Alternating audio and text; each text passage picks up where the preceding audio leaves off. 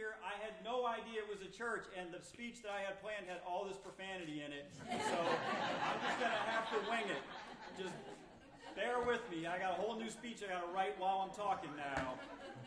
I want to share with you, bring to you, impart unto you, befitting where I'm standing, a message of hope, a message of encouragement, because I know how grim things can feel right now politically, both nationally and here in North Carolina.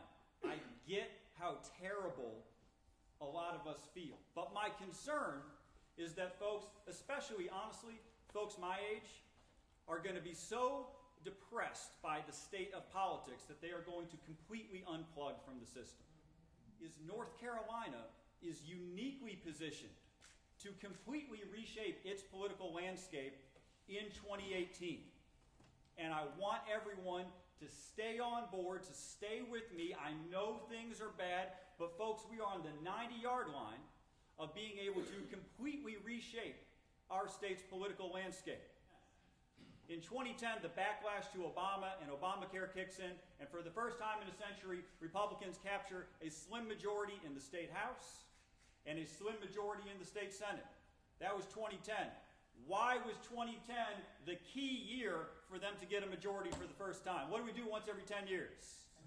The census. And then the very next year we turn around and we redistrict. I assure you, for those of you who aren't aware, if you can draw the districts, you control the outcome.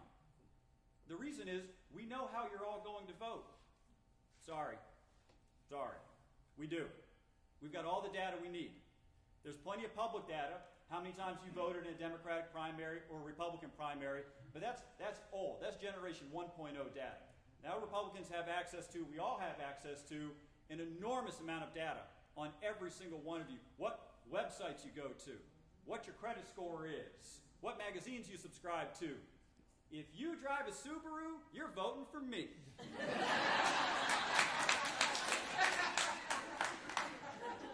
If you own multiple handguns, you're probably not.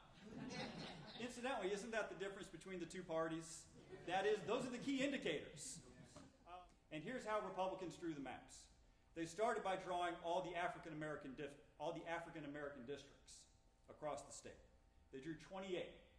And they said, we're going to have a strict rule for these districts. At least 50% of the registered voters in these districts have to be African American.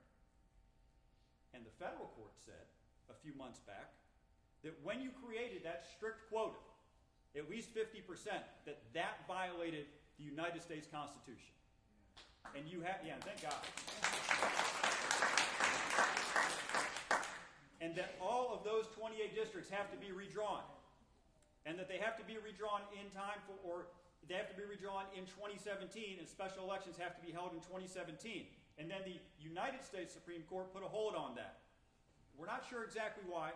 What we think is the court is seeing all of these redistricting cases percolate around the country, and they want to collect them all up and do one big ruling. But either way, we think that we're going to have a lot of new districts for 2018. And here's why that is such great news. So I said when I first started that I think we're on the 90-yard line of being able to reshape the political landscape. Well, here's what that looks like. First of all, we have a new governor in North Carolina. Thank you to all of you who made that happen. This is one of the counties that overperformed, by the way, with 10,000 vote margin. Amazing thing. That allows us to have a veto. And we're going to see a lot of vetoes from Governor Roy Cooper. And we're going to see almost all of them get overridden. And that's going to be very painful. We saw the first one get overridden just 2 days ago, and now we're going to have partisan judicial races in North Carolina. We're the first state in 100 years to move to partisan judicial races. That's the first of many. The train has just now left the station with legislation that we're going to see out of Raleigh this year, and for the next several months, you're going to see a bunch of stuff like that. And the headline is going to be veto overruled, all through the time that we're in session. But we have 3 seats in the House to breaking the supermajority. Out of 120 House seats, if we pick up 3, we break the supermajority and sustain the veto. In the Senate, we have to pick up 6, and we sustain the veto. Folks, even under the current maps, let's say the Supreme Court throws out the redistricting case, and we have to run under these maps. We can pick up 3 House seats out of 120 across North Carolina. We can pick up 6 Senate seats. We absolutely can.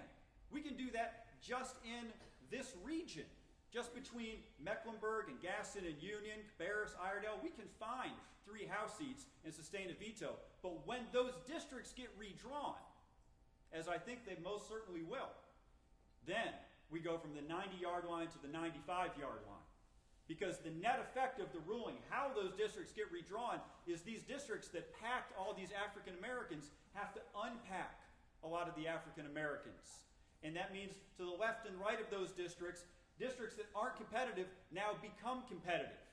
Of 170 state legislators, right now, 90% of us cannot lose a general election.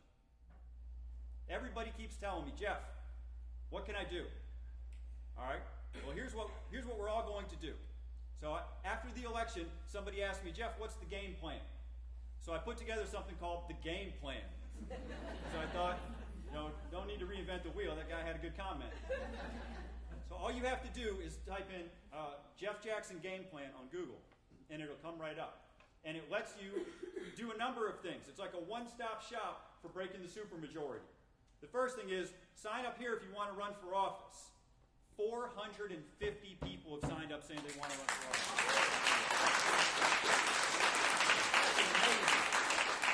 That's amazing. If only a third of them end up running, that's remarkable. Half the Republicans went unopposed in the last election. You know how many are going to go unopposed in the next election? None. 0. Right below that, you want to run for office, that's number 1. Number 2, sign up here to be a future volunteer. And we take people's name, their email, and their zip code, so we know where they are in the state. And that way, when a candidate stands up within, say, a 30-mile radius, we can tell that candidate, hey, it's no longer just you, your close relatives, and your buddy, who's your little campaign team. Here's 70 people. We've had, just in the last 10 weeks, 7,500 people sign up, say they want to be a future volunteer.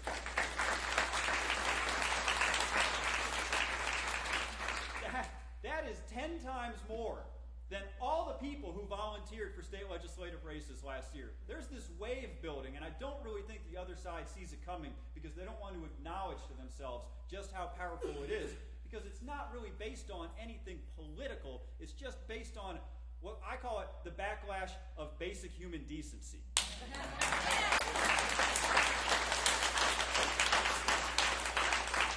And I knew it was building 2 days after the election when I went and talked to my mom. My mom's not really political. She follows politics a little. We talk about it every once in a while, but she's not highly political. So I was a little surprised when we spoke 2 days after the election, and she looked me dead in the eye and she said, Jeffrey, the women of this country will never allow this to happen again.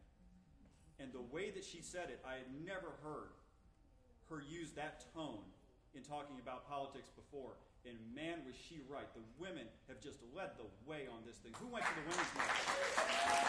Women's march? It's like the Woodstock of our time. Who knew? People ask me, Jeff, how can we keep the enthusiasm going? Because we're not going to have elections in 2017, so this is about 2018. And I say, well, unfortunately, I believe that the steady stream of incompetence and malevolence from the White House is going to keep us all highly motivated.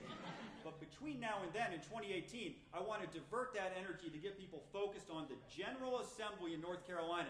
That's where we can make an enormous difference. We have 13 congressional districts. They are all gerrymandered to the hilt. The closest one was a 15-point race, and maybe we can pull off 1 or 2 of these things, but where we can really make an enormous difference, and given how close we are to the goal line, what should really entice people is finding those 3 House seats or 6 Senate seats, or both, breaking the supermajority, and showing the rest of the country that progress still has a pulse in North Carolina. I look forward to being a partner with you.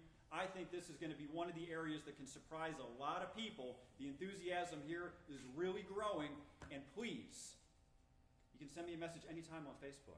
I'm too easy to get a hold of. Thank you so much for having me.